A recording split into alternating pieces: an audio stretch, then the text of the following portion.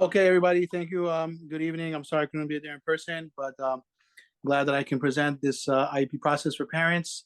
My name is Nathan Yakubov. I'm the Administrator of Special Education for District 25. And you have my contact information there on the screen.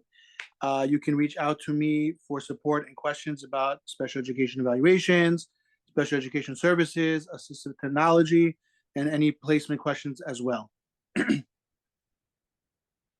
So you've probably seen this, District 25. We're about strong roots and strong schools and empowering learners and embracing differences to provide equitable access and opportunity for all. And sometimes that will involve special education services for some of our students so that they can actually have that access.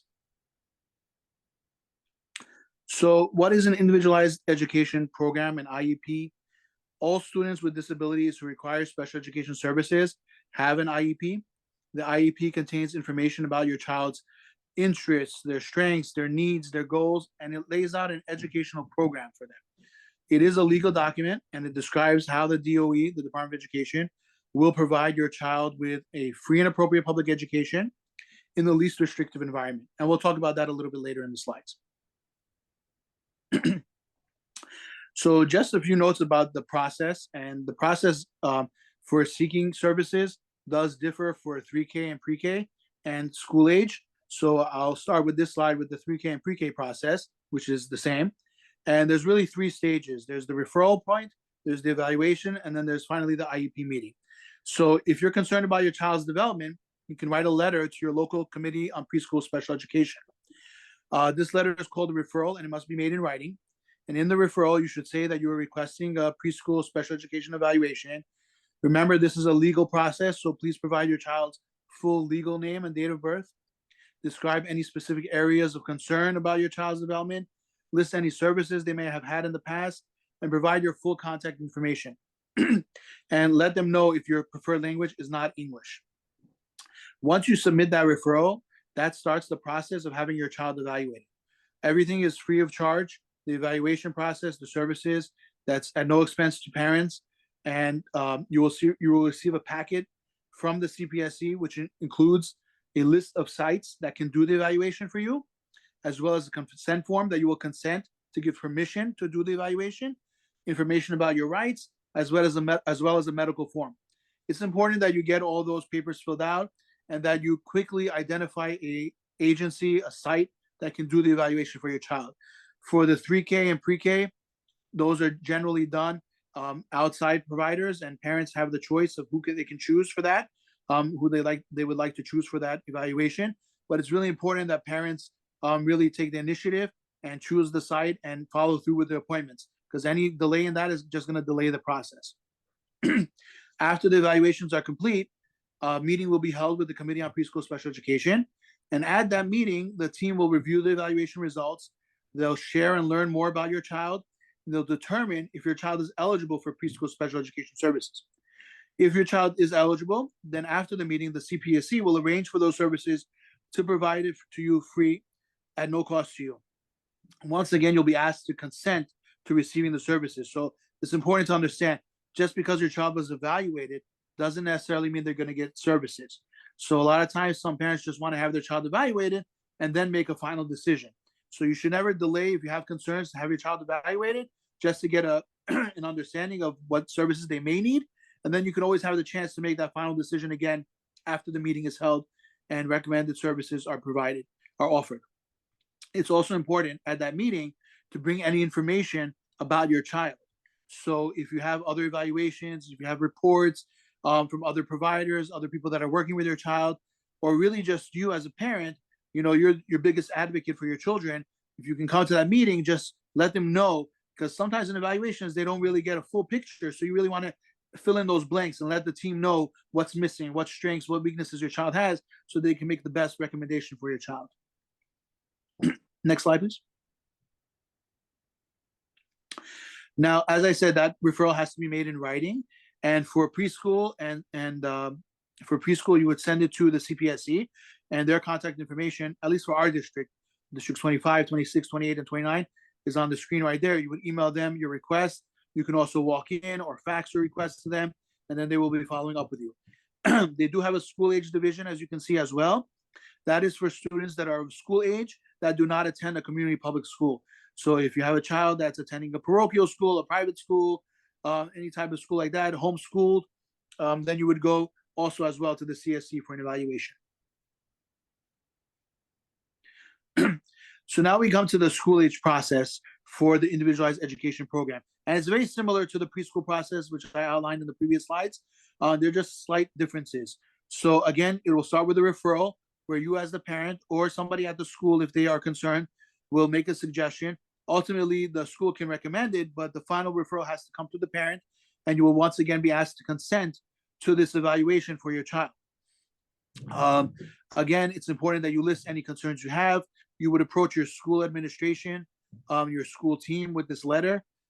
If you need help with the letter, you can certainly come to the school and ask them that you want evaluation, and they must help you, write out a written request as well. Once the request is made, we start the process of the evaluation. You'll be sent a notice of referral letter, which asks for you to meet with your school social worker for a social history interview. That's an interview where they'll get some background information from you about your child's development, about your family makeup, any concerns you may have, and they'll ask you to consent for the evaluation. It's important that you understand the process, you understand your rights, and only at that point will you be asked to consent to the evaluation process. After you give consent, the New York City Public Schools will have 60 calendar days to evaluate your child. And they will evaluate your child in all areas related to the suspected disability.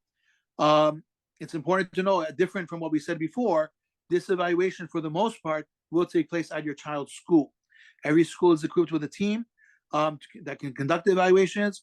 If there's an issue of another language, sometimes we may need to refer outside, but generally speaking, most of the evaluations will be conducted at your child's school. After the evaluation is completed, you'll be ready for your IEP meeting. You'll be invited to the meeting, and you will come at the meeting. And again, you will review the evaluations. You'll go over the information. You will bring to the team anything that you feel is missing from those evaluations. You have the right to bring your child to that meeting as well, if you feel that will give a better picture of your child. And the team will work together with you, because it's important to understand parents are an integral part of that team. So when we say IEP team, that includes the parents as well. So you are part of that team, and you will be making the decision for your child's services together with the other members of that team. In order to be eligible for services at the school age level, your child must be eligible for one of the 13 disability classifications as defined by the New York State Department's regulations. I didn't list them over here. Like I said, there's 13. Some of them might include autism. Some of them could be a learning disability. You can have another health impairment, a speech and language impairment, emotional disability. Those are just a few of the disabilities that your child may have that will allow them to be eligible for these services, which again will be provided free of charge to you. Next slide. So on this slide, we see the IEP continuum of services. And like we said, the individualized education program is a written statement of the plan that the district is providing to you to let you know how they're going to provide a free and appropriate public education in the least restrictive environment. Those are kind of legal terms. What that means is that your child will be in a school and a classroom with non-disabled peers for as much of the day as appropriate for your child. So that's really the gauge that we follow when we make recommended special education services, is always to look how much can your child be around typically developing students for how much of the day and what kind of setting that will be. And when we talk about different settings, you can see that list of settings that we have on the screen right now. There's a whole range of services. Your child can be in general education. They can be in general education and get perhaps speech therapy or occupational therapy. They may require the need of a special education teacher support services, which is either one-on-one or in a small group. They may need an integrated co-teaching class, which is 2 teachers, one general education teacher and one special education teacher. Or they may need something more restrictive, for example, a special class, which is a small class where every student has an IEP, or our District 75 programs, which are special education, or even something such as home instruction, hospital instruction, or day and residential placement. It's important to note on the side of the slide, I put that blue arrow going up and down. And the reason for that is because this is not like a ladder where your child ascends or descends steps. This is a range. And as your child develops because these are children, obviously, and every child develops differently, your child can be moved along that range of services. Maybe there may be a point in their education where they need more restrictive services, and there may be a point where they need less restrictive services, and there may be a point where they need a mix, what we call flexible scheduling, where we mix services, where part of the day your child may be in one setting, and the other part of the day they'll be in another setting. So it's really a range that they can really move freely through as the team determines is necessary.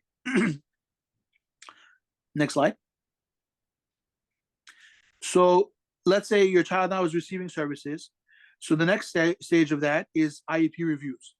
At least once a year, an IEP meeting must be held to discuss the student's IEP. And at that meeting, they'll discuss progress towards their goals and review the appropriateness of the special education services that were recommended to make sure that that's still appropriate for the following year. In addition to the required annual review, a review of the IEP can be requested by you in writing to your school at any time, and the team will consider that and see if that's something that's appropriate at now or not. A reevaluation is very similar to an annual review. Really, the only difference is that there may be testing involved. So it's a little bit more than just a review of the IEP. It's really where we need to have maybe new evaluations. This is mandated every 3 years. So at least once every 3 years would be required to have new evaluations. And again, if there's a need, your school or you as a parent may request that there be a new evaluation, a reevaluation if you feel that something is not working, or maybe your child has improved and now they're ready to move on to a different setting. Next slide. This is a slide about assistive technology. It's very important for parents to understand the resources that are available for your students. Assistive technology can help students communicate with teachers and classmates. It can help them do their schoolwork. It can help them participate in school programs and activities. And we have different types of assistive technology. Some of them are low tech, mid tech, or high tech. And an evaluation will really determine the types of tools that are best able to support your child at school. And on the screen, you see like two different pictures. One is a laptop that can be a simple AT device. The child may need help with typing. Or in the right-hand corner, you'll see that's a communication device where the child really has severe delays in language, where they're actually using the device, the pictures, to elicit sound so that they can communicate with the parents, with classmates, with teachers. Next slide.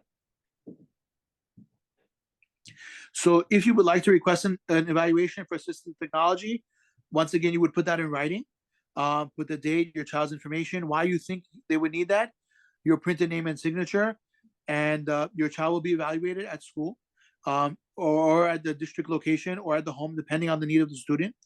And there will be also training provided to you and to the school on how to use the equipment. And specific goals will be developed for your child to use that device.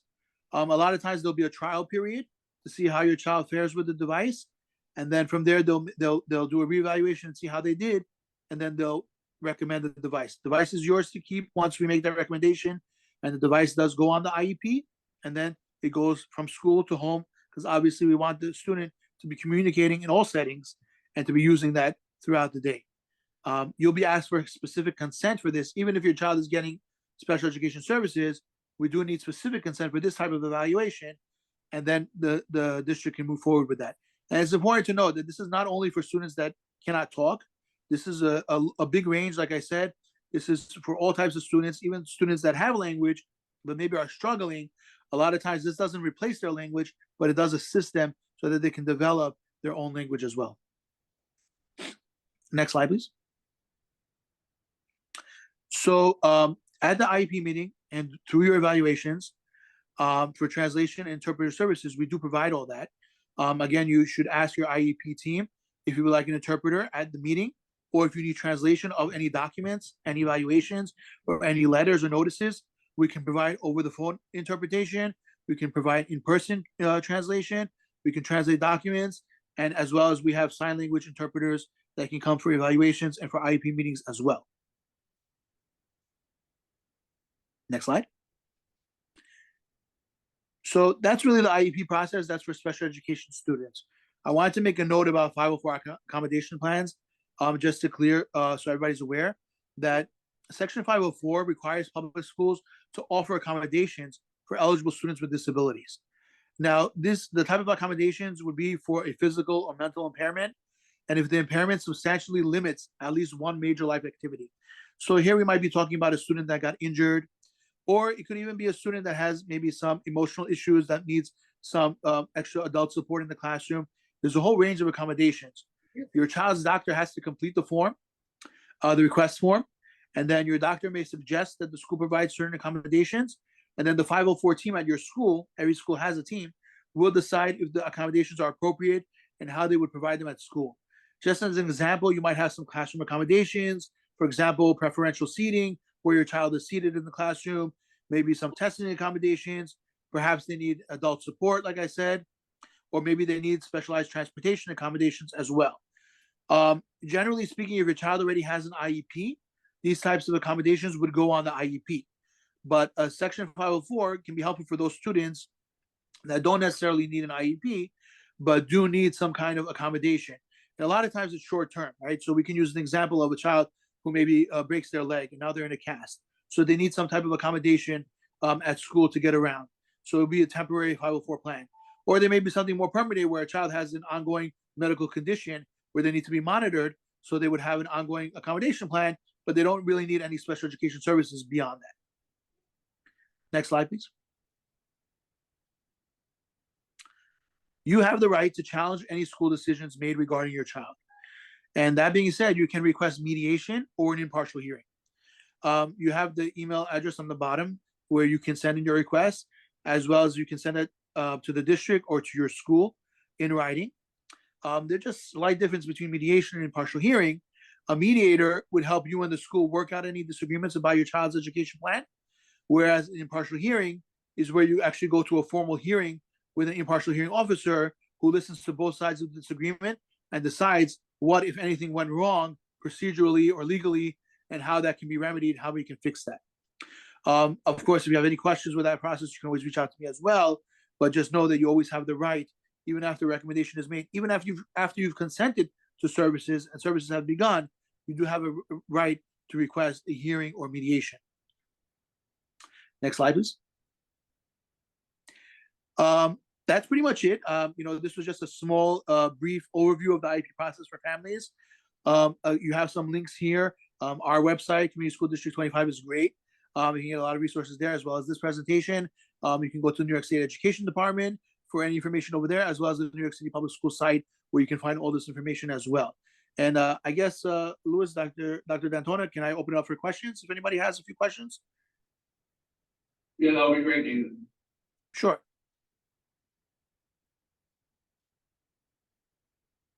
Nathan, thank you for the presentation. I have a question that's related to a student who's already in special ed, who already has an IEP. What is the rule of student moving from self-contained to ICT and vice versa? Or that is at the discretion of the principal? Of the parent. So thank you. So like I mentioned, parents are an integral part of the IEP team. So they are definitely part of that team. However, there is a process for making any of those recommended changes. Because the child has an IEP that recommends a certain setting, if we want to change that, we will need to have a new IEP meeting. Again, parents are part of the IEP team. They can request that meeting for specifically that purpose.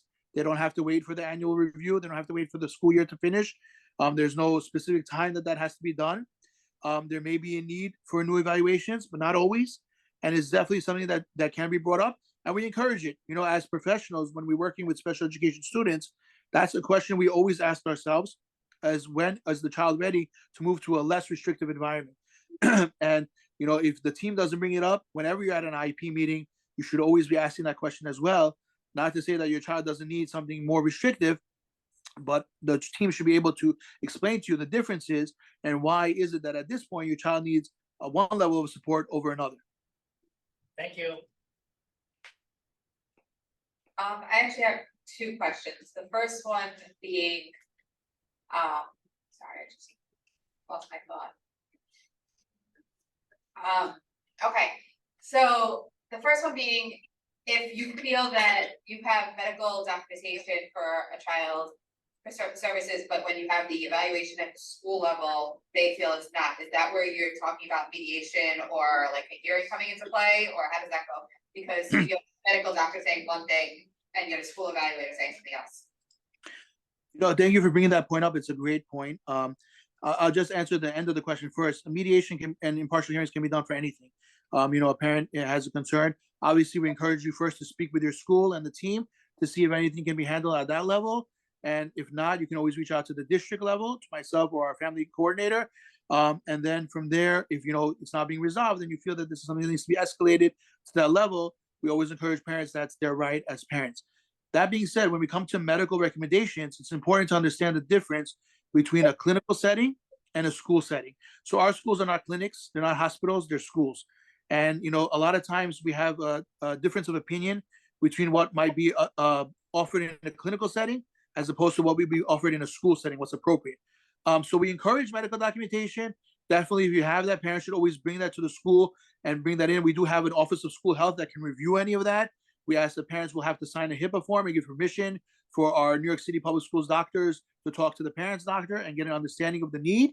But a lot of times we have these differences because there is a difference between a school setting and a clinical setting. So that might be where sometimes it comes up, a difference of opinion of what is appropriate. Not to say that we don't offer medical services. We do have nursing in schools. We do have school nurses. There may be things that have to be provided.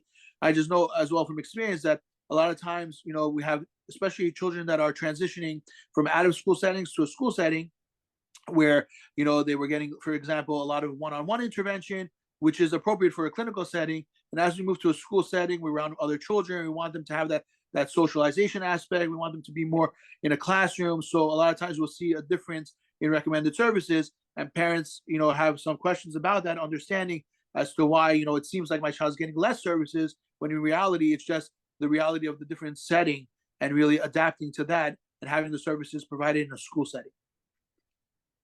Yeah. The other question actually came up, I was talking to another parent and it came up that after middle school for and I know we deal with like the middle schools and elementary schools, but for children that go into high school at that point, I don't know if you know the answer to this, that there's not the same diploma if the child is in special education. Have you heard that? No, it's misinformation. So I'm not the high school AZ. We don't have high schools obviously in our district, but that's something I would definitely speak with the school. I mean, a child, even with an IEP, should not be denied the right to attain the credits that are needed in order for them to get their diploma.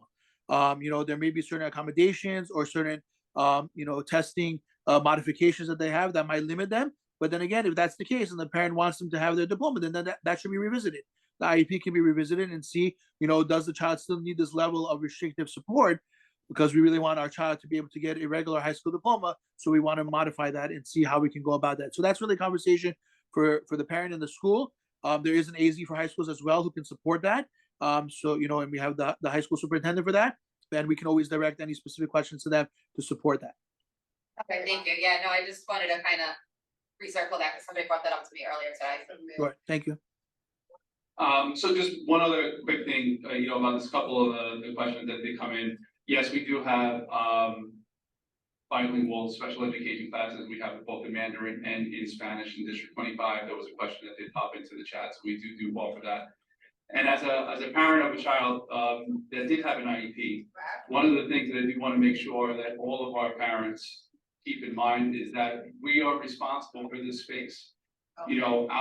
Our words matter, our voice matters tremendously for our kids, and we have to be there to advocate for their needs. So it's important that you guys keep that in mind. I know that sometimes it's a very, very uncomfortable experience. It's not one that we jump into any of those types of conversations with the pom-poms and get ready for. It's something that is, but it's extremely important that if you're not sure, I can't tell you, I can't give Nathan any more kudos than I can because he's amazing at what he does.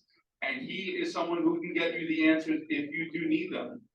And so I encourage any of our parents, if you're not sure, Nathan can answer your question.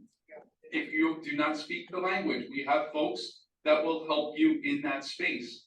Even if it's through a translator to Nathan, he will get you the answer that you need as a parent so you can make the most appropriate decision for yourselves as parents for your kids. So I can't say that enough. I really encourage any of our families, if you're not sure, you need more information, reach out and we will get it to you, because the reality is it's about what's in the best interest of your child. Not what's in the best interest of anyone else, what's in the best interest of your child. So just be that, kind of bear that in mind as you go through this process. If you are in it already, if you're not sure what it means for you, moving from one position to the next, it's incumbent upon you to use your voice. Absolutely. Thank you, Dr. D'Antona. I'll just add also that, District 25 is a big, under Dr. D'Antona and previously under Superintendent Mango, big proponents of special education and bilingual special education as well in this district. And, it's a pleasure to work with such a team that really supports the special education needs of our students. And it really makes it a priority.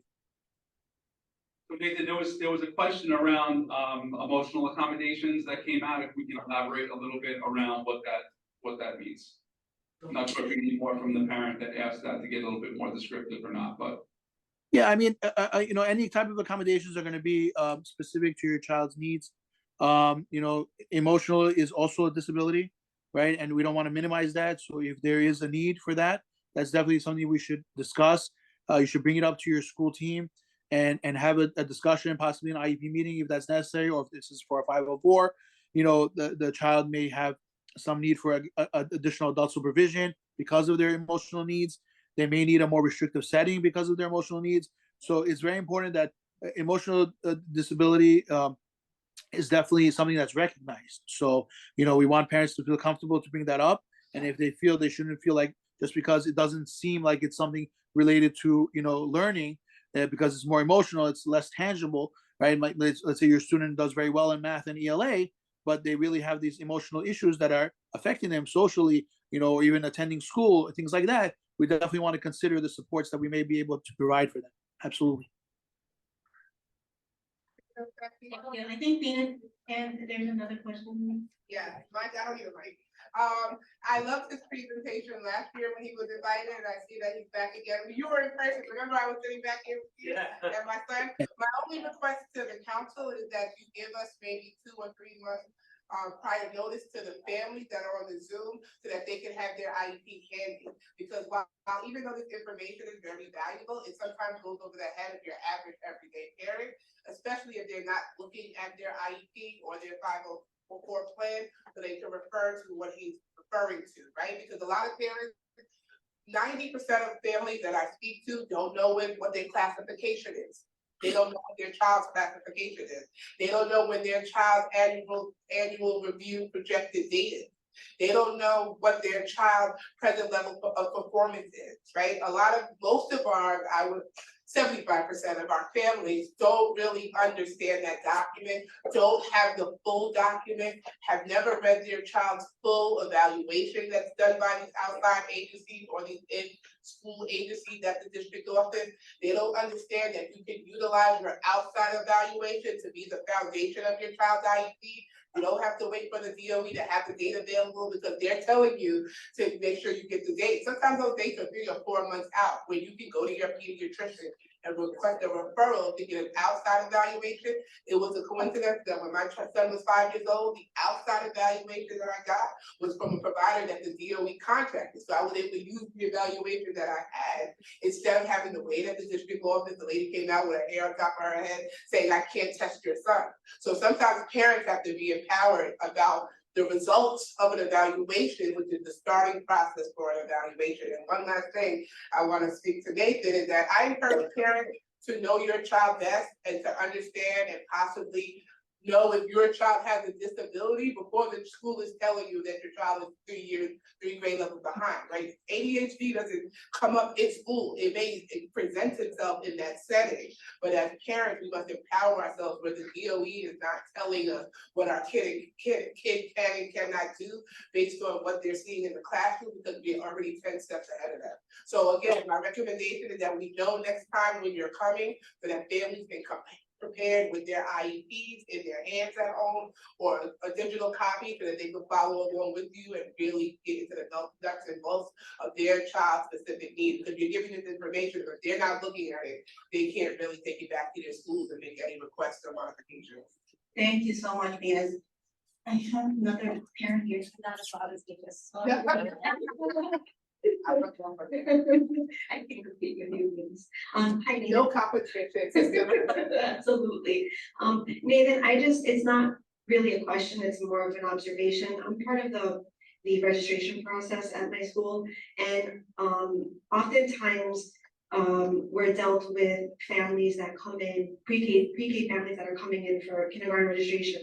And they're in the process of getting an evaluation for their child in pre-K. However, it takes a really long time and there are delays where they're then coming to us in kindergarten and they're still waiting on that. And oftentimes, and I don't know who it is, so I don't want to put the blame on anybody, but they're like, oh, well, your new school is gonna kind of like handle that.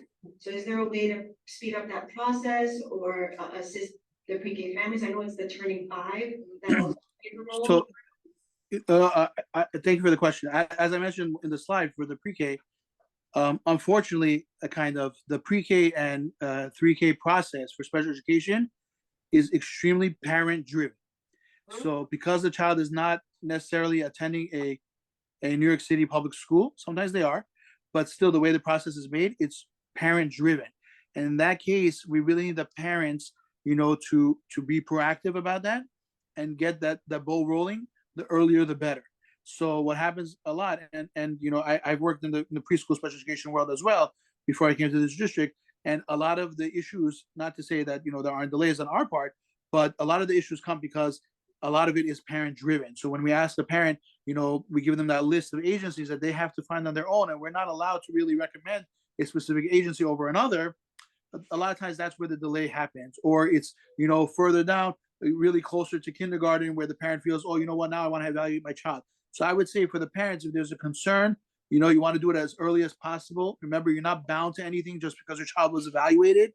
But the earlier you have the information, you can make a better decision. And if your child does get services earlier during 3K or pre-K, then they will, be one of the first ones to get that turning 5 process for kindergarten, and they'll be reevaluated and have services ready for them in September. So what I've seen is a lot of times is, parents just, again, because it's parent driven, they'll get a packet in the mail, they'll put it aside, and then, oh, I forgot about it, I didn't have a chance to look at it. Okay, now I'm getting to it, and now it's really, things have moved on, and the clock for that legally doesn't really start until the parent starts the process. So we really need the parents to take the initiative in those cases and to start the process, because otherwise a lot of things will get lost. And then, they're coming back at kindergarten and they're like, oh, well, I started something, but nothing really happened.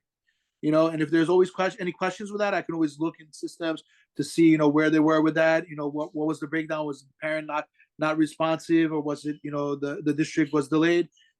All of that is documented. So we're not hiding anything.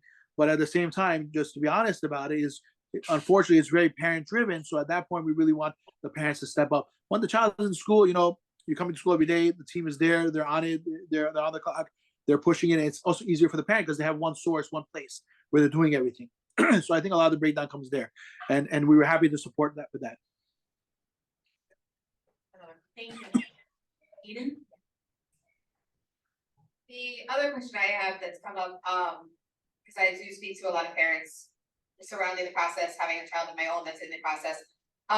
When there's recommendations on an IEP of parenting sessions, is that something that we need to then be as parents advocating and saying, hey, when are we having our session? Or is that something that should be just automatically offered so the parents know exactly how to kind of go around that process? Thank you. That's a good question. We do have a service that's offered to students and must be offered to students with autism. And that is parent counseling and training that would go on an IEP. And that is provided. It's up to the IEP team to determine at what intervals and what, how that will look at the school. And it's going to be different for every parent. It's going to be different for every school. So some schools might do a school-wide workshop, or for, the IEP families. Some schools, or for some parents, they may need more intensive, a small group or one-on-one with the social workers or with somebody, at the school. It doesn't have to be a social worker. It can really be anybody who's providing services, and they might be training them, with what they're doing and how they can be doing things at home as well. So it's definitely an important service. The school should be taking the initiative. If it's on an IEP, they are required to provide that. But again, if a parent feels that they're not getting that, then they should definitely voice the concern and say, hey, I see this on my IEP. I want to know what this means and how is this being offered to me. Yeah, that was awesome. Thank you, Nathan. Yeah. Are there any questions on the chat? You can answer. Oh, yeah, someone just wanna know why, if they can access IEPs on the Nixon account. Ooh, that's a great question. You're the Nathan? Okay, Nathan. just in terms of, Nathan, Uh, can you just talk about access to their IEPs real quick? I'm not sure. I don't think that Louis it should not be on that Nixon account. Again, it's a legal document and it has very personalized information for your student, for your child. So there are federal and state regulations in terms of how we document those IEPs and how we keep them. At the district level, we do have access to those IEPs of our students. So I encourage any parent who doesn't have a full IEP, is missing pieces, evaluations, whatever it is, you can always reach out to me. I will look into the record and see what's missing, and I can always provide that to you. I'm seeing in the chat Heather Daly saying Nixa does have a summary in there. So thank you for that. But in terms of the actual IEP, again, we can always send that to you. If you reach out to me, I would just ask you for permission because it's easier if you want to give permission to get it through your email. Then you would consent to that, and I would send it to you. Or you can always pick up a copy in the office. I can print it for you, or we can mail it out to you. Definitely, parents have the right. They should have those IEPs. When I used to have IEP meetings with my families, I always tell them, keep a copy, make a copy, and put it somewhere. It's an important document. This is an important document for your child, for you to understand, and for you to reference as your child is growing in school to be able to go back and say, what did we recommend last year, and what are we doing now moving forward? Yeah, thank you for that, Nathan. And Heather also included in there around what is and what's not present inside of that summary. But I encourage all families, if you are having a difficult time accessing your IEP, you're connecting with your school, certainly. If for some reason you're not getting the information from your school, connecting with us at the district office, and Nathan will be happy to organize so that you get access to that, whether it's in a paper copy because you want to come to the district office, or by our consent, getting it digitally to you. But I can't share enough the importance of making sure that you know what's within your child's IEP. It's really super important that you are aware of all of those things that connect to your child's education. So if you're not sure, ask a question. I promise you'll get an answer from us at the district office. Thank you. I see we have Heather Daly from the Citywide Council on Special Education. Thank you, Heather, for answering some of our families' questions. Do you want to unmute yourself and introduce you and say a few words?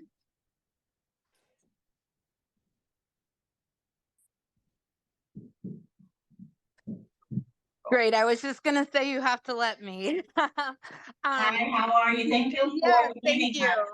I'm good. I'm so glad that that you guys had this presentation. I think it's so important. I think is especially important as we're seeing an influx of new arrivals into those city schools of children, and making sure that new parents are aware of how the process is to get their children evaluated, I think is super important. I also want to invite people to come to our citywide council and special education meetings. It's a public meeting. Anybody is welcome to attend. We especially encourage parents with students with IEPs to attend. Tomorrow is our business meeting, and it begins at 6:30 in person at Tweed, but we're also online and Zoom. I'll drop the link in the chat in a few minutes if you want to register for that, and we would love to have you there. And our next calendar meeting would be 2 Thursdays from this week. So I think that might be like the week of the 17th or the 18th. And I'm not sure who's presenting at that calendar meeting yet, but if you email our inbox, I can also put that in the chat and ask to be added to our mailing list. They will send you, all the meeting announcements for our calendar and our business meetings. So yeah, we would love to have parents attend and get some information on what's going on. I know we definitely will probably talk about busing because I know that is a big issue for folks. So that we'll talk about that. And I think we're also just establishing all our committees because we finally have a mostly full council. We are, just so folks know, we are accepting, I believe, applications for our appointee to the citywide council on high schools. So if you're interested, you can also apply for that if you have a child with an IEP that goes to one of our New York City public school high schools. So I encourage you to apply if you're interested. But thank you for letting me speak. I appreciate it. Thank you, Heather. And Yeah. you're translating, so thank you for that. Yeah, I tried. It's just a summary. I know there's I highly recommend just knowing our district, that if you just always have a Spanish and Mandarin interpreter, you're always going to have parents that need that at these meetings. So I'd just like to thank you too, Heather, for being here and supporting, and, Yeah, Heather absolutely. is very much into the special education space. Oh, yes. Supporting and advocating for our kids, and not only for her own child, but what I appreciate about Heather is that she's she's advocating for all children that need support. So thank you so much, Heather, for being here. Yeah, no problem. I'm not always the most diplomatic. I definitely am not afraid to speak up, and but that's what we're here for, right? If we don't speak up for our kids, who will speak up for them, And so that's, we're really, the CCSE as a new council, we're under different leadership. We are very, very invested in coordinating with the IEP reps on the councils, and also our District 75 reps who are brand new to this whole process. And we just look forward to working more in detail or in more coordination with those folks, so that we can really unite to advocate for our students who really need a strong voice at the table. So thank you, everybody. And if you're one of those reps, please stay tuned. We will be outreaching you as soon as we get our committee established. Thank you again, Heather. If you don't mind, just putting your email in the chat, I think. Absolutely. Some parents, they reach out to you. Thank you again. Yeah, I can also give you the email for our inbox here. I know there's parents that are not online. It's very easy. It's CCSE, so that's C as in cat, C as in cat, S as in Sam, E as in elephant, at schools.nyc.gov. So if you email that email, our council will get it. Our admin, Rose, who is amazing, will add you to our mailing list. Just ask to be added, and she'll get you on it right away. Thank you. And thank you, Nathan, for the presentation. We really appreciate you taking your time and doing this for us.